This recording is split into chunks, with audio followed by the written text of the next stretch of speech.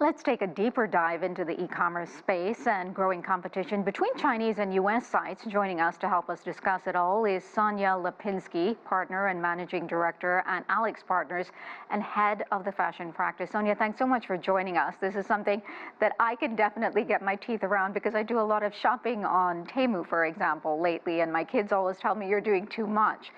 The Chinese yuan has garnered a lot of strength recently against the U.S. dollar. Does that make buying from Chinese sites like Temu less attractive, or are prices just too competitive to ignore? Both Temu and Shein have taken the U.S. by storm, it's true. Their prices are just so low that consumers, they can't resist it. I think there's more than the price, though. It's the way that they've entered the market that has taken all retailers and really make them take notice. China is the largest e-commerce market globally, generating almost 50% of the world's transactions. A decade ago, it was closer to 1%. So what has led to its meteoric rise in just about a decade? I mean, it's how consumers are shopping these days, and they've really tapped into that with this whole concept of social shopping. So everyone, especially during the pandemic, got incredibly comfortable with shopping online and buying all their products online. Before, it didn't used to be apparel, now it's apparel, it's fashion, it's everything else. What Temu and Shein have done is they've taken that to the next level, and they've really tapped into the social aspect of shopping. They're connecting with consumers over social media, over their own channels, and they're really sending them kind of an experience versus just going online to buy a product. They're giving them deals. There's some gamification, we call it, of shopping, and the consumer can interact and actually win deals. And then they both have very extensive social influencer networks and advertising networks that are really luring the consumer in. I know the one thing that sort of annoys me about Temu is that they do have these incentives, but they have these games you can play, and I don't want to play them. I just want to get to what I want to get in and get out. But what is necessary, in your opinion, to continue the forward momentum that they have and increase efficiency? I know the couple of things that I think about when I go onto these sites is the quality that I'm purchasing, and also I want to make sure that the information I'm giving them, I'm protected, it's secure.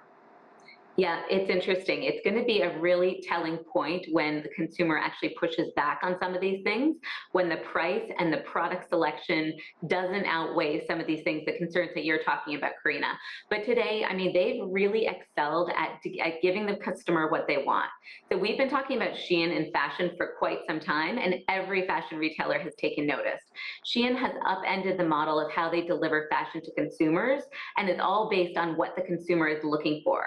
They're using their social channels, they're using their data, and they've completely developed a new supply chain so that they can turn brand new fashion styles based on exact customer wants and needs, and they can do that faster than anyone else. So until there's a competitor who can do that at the kind of rock bottom prices that Shein can, I think they're going to continue to win. I think that, there's this push away from certain sectors from, fast fashion and to look for things that are more eco-friendly, if you will. But where are the regions Chinese e-commerce platforms like Shein and Temu are finding new buyers? And what are the products and things that are finding the most traction in your experience? Yep. So Shein's all about fashion. So again, that could be fashion apparel. It's also beauty categories, things like that. And they've really attracted that Gen Z consumer. What's really interesting is that whenever you survey this consumer, they're saying, yes, they want to be more environmental. They want to have brands that kind of are aligned with their sensibilities. And yet this is the same generation that's really all over Shein. You can see their fashion hauls on TikTok where the girls are buying bags and bags of Shein product when they can get a $5 dress or a $6 t-shirt. So it's a bit conflicting, but what you're hearing from the consumers and how they're actually like demonstrating what they're going to do with their wallet. And I think it's going to be a matter of time before that actually shifts. And then I think across the board, Temu's in a much broader category space, and they're competing with some of the big players just because of the breadth of product assortment and the price. So I think that's going to last as long as they can continue to maintain that advantage.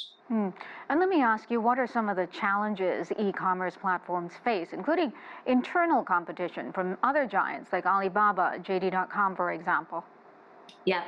So there are always going to be new players in the market, especially when you're looking at the direct-to-consumer sites. I think, when we're thinking about the other retailers that are competing with these big new Chinese entrants, there's a price differential that they can't compete on. The direct consumer or the direct e-commerce, they're able to ship product into the US at a significant discount due to one of the import duty laws. So as long as the product is under $800 or the overall shipment, they pay no duty. So that puts some of these big players that are domestic e-commerce giants at a disadvantage because they're generally bringing product in bulk on shipments in containers, and they're storing them in distribution centers. The models of the Chinese players is not that. They're shipping individual packages direct to consumer and really getting this additional kind of pay benefit that just allows them even a more rigorous competition. All I can say is that it is addictive. Yeah. Sonia Lipinski, we are out of time. Great conversation. Thank you so much. Thank you.